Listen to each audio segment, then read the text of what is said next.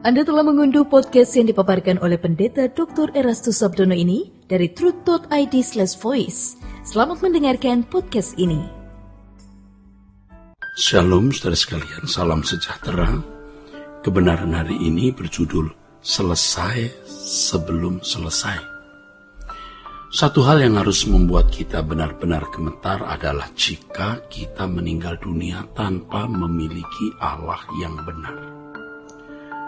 Banyak orang beragama, dalam hal ini konteksnya adalah orang Kristen yang merasa sudah memiliki Allah yang benar karena sudah beragama Kristen, karena sudah mengaku Yesus sebagai Tuhan dan Juru Selamat, dan sudah terbiasa dididik atau diajar yakin sudah selamat dan yakin kalau mati masuk surga. Padahal tidak demikian.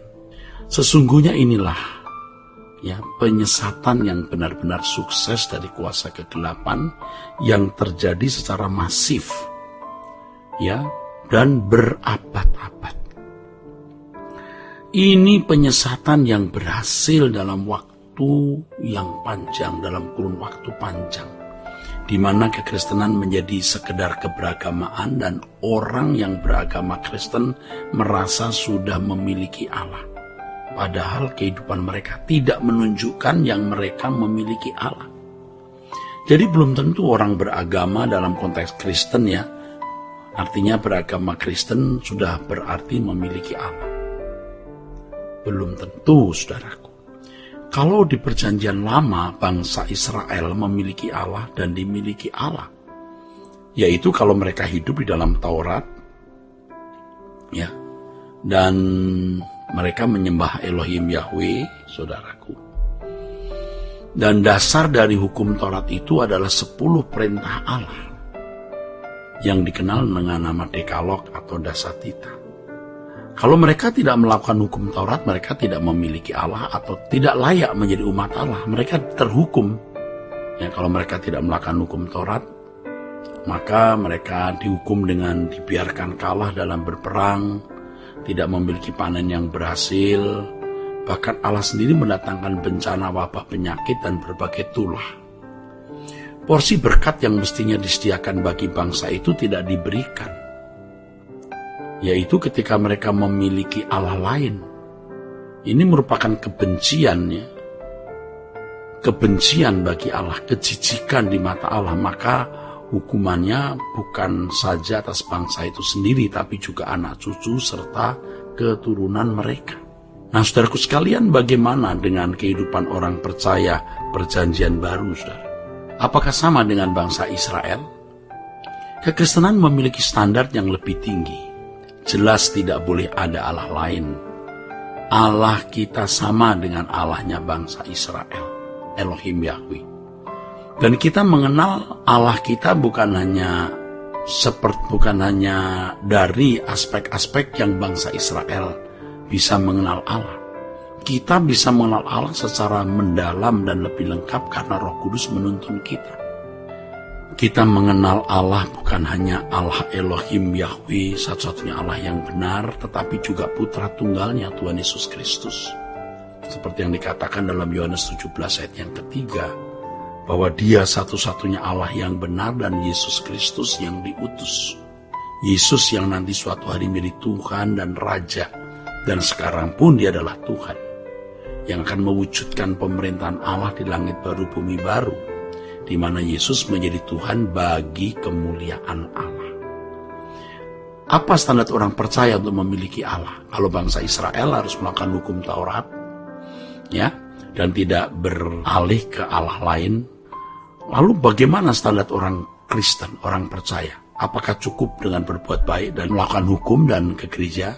Tentu tidak. Sebab bagian orang percaya adalah berkat kekal, bukan berkat jasmani. Jadi berkat yang utama yang diterima orang percaya adalah kesempurnaan seperti Bapa atau serupa dengan Yesus, atau dikembalikannya ke rancangan semula.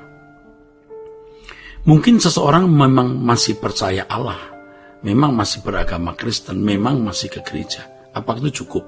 Tidak. Apakah orang itu berarti tidak berselingkuh di hadapan Allah?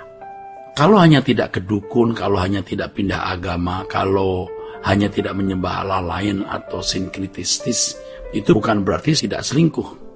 Allah mengendaki setiap individu dimiliki oleh Allah tanpa ikatan dengan siapapun dan apapun. Jadi orang percaya itu tidak dapat mengabdi kepada dua tuan.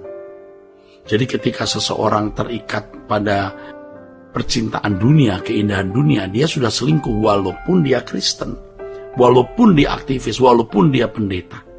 Ketika seseorang memiliki keterikatan dengan dunia ini, ketertarikan dengan dunia ini, ia bersikap tidak setia. Nah, di sini standar orang percaya bukan hanya menjadi baik, tetapi menjadi kudus seperti Bapa. Maka di 1 Petrus 1 ayat 16 dan 17, kita harus kudus seperti Allah kudus, dan selama hidup di dunia kita hidup dalam ketakutan.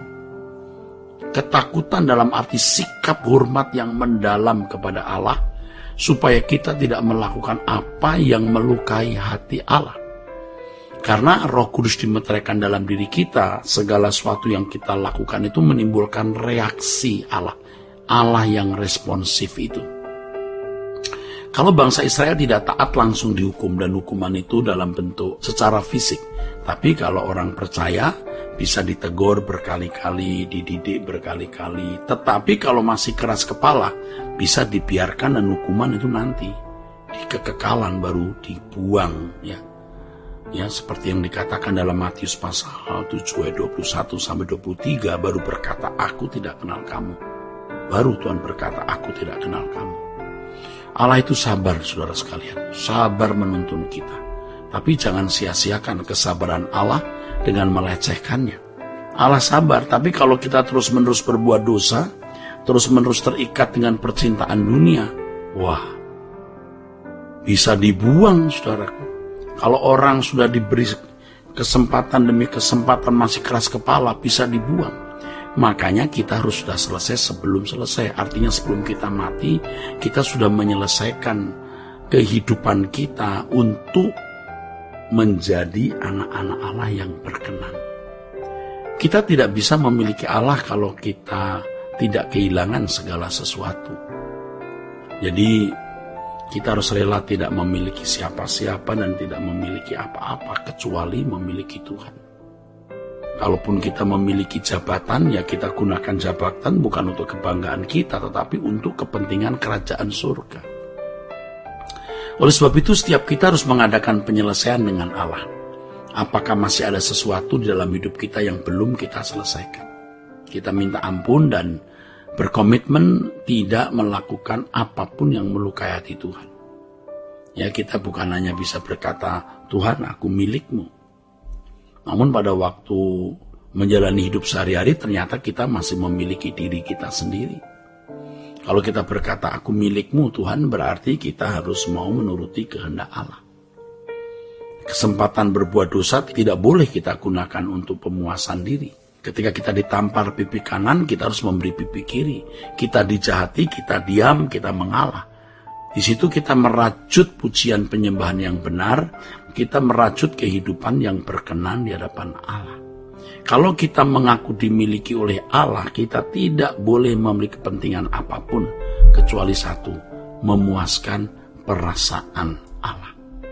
Dan ini sebuah keindahan, saudaraku. Dari kehidupan yang benar-benar hanya untuk kesenangan hati Allah, dengan komitmen yang bulat dan langkah-langkah konkret untuk benar-benar memuaskan hati Allah, berarti kita sudah selesai. Jadi sebelum kita meninggal dunia, sebelum selesai, kita sudah menyelesaikan hal tersebut, ya. Kiranya kebenaran ini memberkati saudara-saudara sekalian. Sola Gracia. Untuk berlangganan renungan harian dalam bentuk cetak, silakan hubungi Truth Literatur di nomor telepon 0878 7870 7000. Untuk mendapatkan CD khotbah, MP3 renungan Truth, dan CD album lagu produksi Sola Gracia, Anda dapat menghubungi di hari dan jam kerja di nomor telepon 021 638 60953. Tuhan Yesus memberkati. Sola Gracia.